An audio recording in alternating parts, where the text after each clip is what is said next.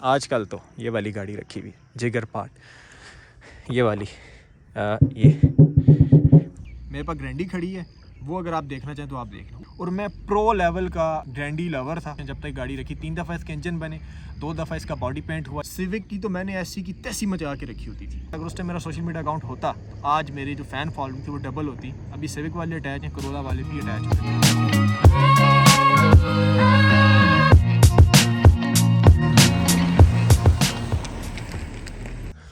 अस्सलाम वालेकुम। सो आज आपके साथ कार जर्नी शेयर करूंगा। इस वीडियो की काफ़ी ज़्यादा रिक्वेस्ट आ रही थी। मैंने गाड़ी चलाने की अब सीखी, गाड़ियों का शौक या गाड़ियों का कीड़ा मुझ में कब जागा, और मैंने कौन कौन सी गाड़ी या हमने हमारी फैमिली ने आज तक कौन कौन सी गाड़ी रखी। तो वीडियो को स्किप मत कीजिएगा, एंड तक देखिएगा, मज़ा आएगा। आजकल तो ये वाली गाड़ी रखी हुई जिगर पार्ट, ये वाली ये 2003 से स्टार्ट करेंगे क्योंकि 2003 से पहले की मेमोरीज़ मेरे माइंड में नहीं है। 2003 में हमने करोला 88 ली थी और मुझे अच्छी तरह याद है जब ये गाड़ी आई थी मैं बहुत ज़्यादा खुश था और बहुत ज़्यादा एक्साइटेड था, क्योंकि उस टाइम इस गाड़ी की एक अलग ग्रेस होती थी, अलग शशका होता था और इसको बड़ा पसंद किया जाता था उस दौर में। 2003 की बात कर रहा हूँ। और मुझे इस गाड़ी की एक चीज़ याद है जो मुझे बहुत पसंद थी, वो थी इसकी पावर विंडोज़। पावर विंडोज़ का वर्ड तो अब हमारे माइंड में आया कि पावर विंडो। उस टाइम बस होता था बटन से शीशे ऊपर नीचे हो रहे हैं। हमने इस गाड़ी को अप्रॉक्सीमेटली 11 से 12 साल रखा और मैंने ड्राइविंग भी इसी गाड़ी में सीखी। 2006-07 के अराउंड मैंने ड्राइविंग सीखी थी और 2014 में जाके हमने इस गाड़ी को एक्सचेंज कर लिया था मेहरान के साथ। और इस दौरान यानी कि 11 से 12 साल में इस गाड़ी के 3 दफ़ा इंजन बने और 2 से 3 दफ़ा इसका बॉडी का काम लगा। 2014 में मेहरान के साथ एक्सचेंज कर ली हमने ये गाड़ी। मेहरान जब आई वो एक बड़ी अच्छी गाड़ी थी, बहुत प्यारी गाड़ी थी। एक्सटीरियर वाइज मैकेनिकली और इंटीरियर उसका अल्लाह ही हाफ़िज़ था, पानी उस गाड़ी में आ जाता था और उस तरह के काफ़ी उसमें मसले थे, लेकिन एक्सटीरियर से वो शॉवर्ड थी और बहुत प्यारी लगती थी अगर हम हमसे साफ़ करके खड़ा करते थे। तो मुझे शौक़ पैदा होना शुरू हो गया मेहरान को नीट रखने का, पॉलिश करना, साफ़ सुथरी अलॉय रिम्स, थोड़ा मतलब जो मेरा गाड़ियों का शौक़ था वो बिल्डअप होना शुरू हो गया था मेहरान के दौर से। एक साल रखने के बाद हमने 2015 में करोला 2OD ले ली। 2OD saloon, top of the line variant, diesel 2.0। और उस दौर में उस गाड़ी का जो शशका था ना वो मैं आपको बता नहीं सकता। वो गाड़ी मैं बहुत ज़्यादा एहतियात से चलाता था, बहुत ज़्यादा केयर से रखता था, क्योंकि ड्रीम कार आपको मिल जाए ना तो आप कहते हैं सब कुछ मिल गया।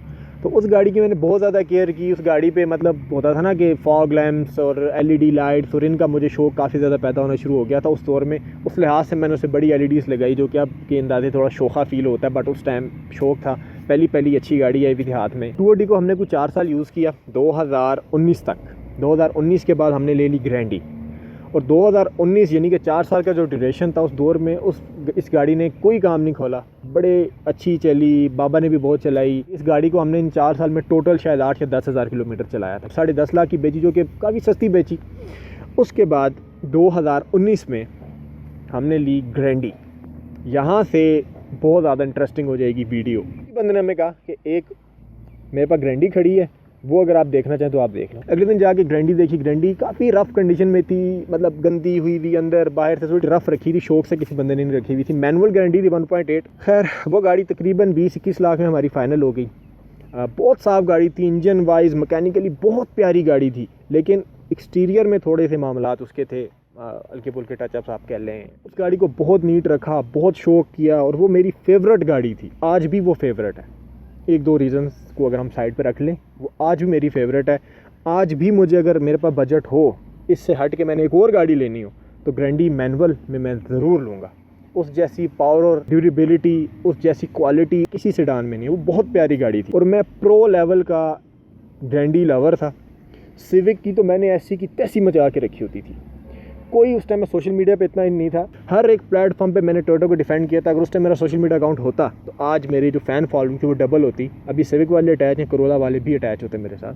बहुत प्यार से रखी हुई थी गाड़ी और सिविक उस टाइम भी मेरी ड्रीम कार थी। एक मज़े की बात आपको बताऊँ, कोई भी ग्रैंडी यूज़र, ग्रैंडी लवर, वो उसके दिल में ना सिविक बसती है। बहुत ज़्यादा कोई एलीट क्लास हो तो उसने दोनों रखी होंगी, लेकिन हम जैसा मिडिल क्लास बंदा के ग्रैंडी रखता है ना तो सिविक उसके दिल में कहीं ना कहीं होती है। अंगूर खट्टे वाली बात होती है। मेरा सा भी वही हिसाब था, ग्रैंडी रख के सिविक को गालियां देता था, लेकिन पसंद फिर भी सिविक थी। आखिरकार इस ग्रैंडी को हमने 2021 में सेल कर दिया।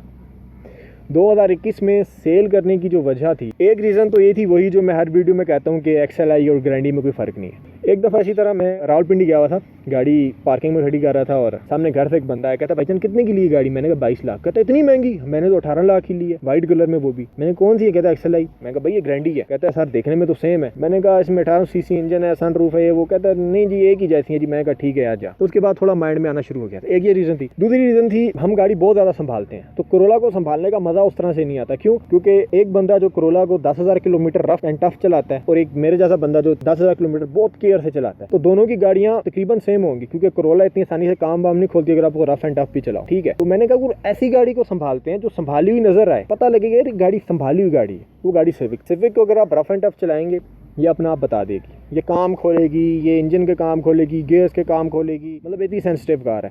तो मेरे जैसा बंदा अगर किसी की सिविक देखता तो मुझे तो समझ आ जाती है कि इसने किस तरह से रखी हुई है। प्यार से रखी हुई है, सिर्फ चलाने के लिए रखी हुई है, इसलिए मैंने कहा कि अब सिविक ही लेंगे। 2019 से लेके 21 तक हमने ग्रैंडी चलाई, तकरीबन 2 साल, और 2 साल में ग्रैंडी ने हमें कोई काम नहीं खोला।